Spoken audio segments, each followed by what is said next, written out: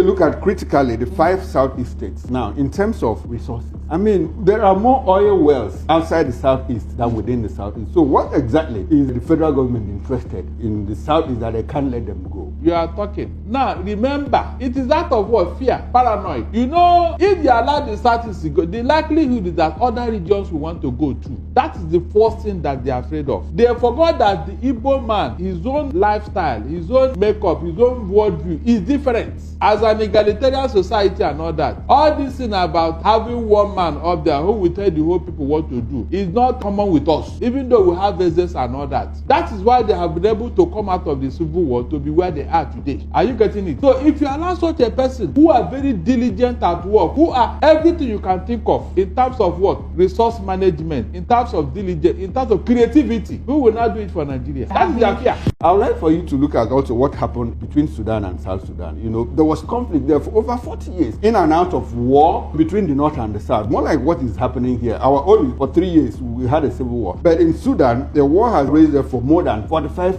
years. And in 2006, they had this comprehensive peace agreement, the CPA, under the watch of Colin Powell. And at the end of the day, they voted to leave and they left. Despite the fact that there is internal crisis in South Sudan, at least they understand that it is between the Nuer and the Dinka, not between the Arabs and the black people. And by the way, do you think that if there's a referendum and the people vote overwhelmingly to remain in Nigeria, do you think it's going to bring about peace in this country? They will not, because they need you. You know, when you have enslaved your subjects and this subject has become your hewer of wood and fetchers of your water, how will you let him go? Remember what happened in Egypt when God said you should allow my people to go. Pharaoh refused with all manner of excuses and all that, until Moses now devised a plan. He said, look, let us go and worship our God for 3 days. For 3 days. That was when Pharaoh now said, okay, 3 days. And the Egyptians are still waiting for Israel to come back till today. So when you see such a situation, you don't need to push it. Look at these other people who have been killing people. Is there anything we have not done for them to settle down? There was Roga. There was a cattle colony. In fact, there is even ranch now. They have created a ministry for them. All for us to have peace. Is that not true? But did any of them work? Okay, no. Barrister, when you say... Do you think it's possible for Nnamdi Kanu to separate himself from the alleged activities of IPOB? Can he separate himself, fight his rendition, and be discharged and acquitted on that basis before coming back to defend IPOB? Is that a possibility? Is that going to help in any way? It would have been possible, but we are in Nigeria where Nnamdi Kanu's case is like a cockroach in the gathering of fowl of the hen. The cockroach will never be innocent. They will always find reason to push it, even though Nnamdi Kanu wants to separate himself, which I don't see it even coming up. But the real reason why that group is being pinned and is being pinned against Kanu, what we expect is let the federal government or those who are prosecuting him, let them list all the various agitation groups. Then give us the criteria of saying this is a terrorist organization, this is a politically motivated or whatever. Let them give us this criteria to prescribe IPOB as it is, because I really don't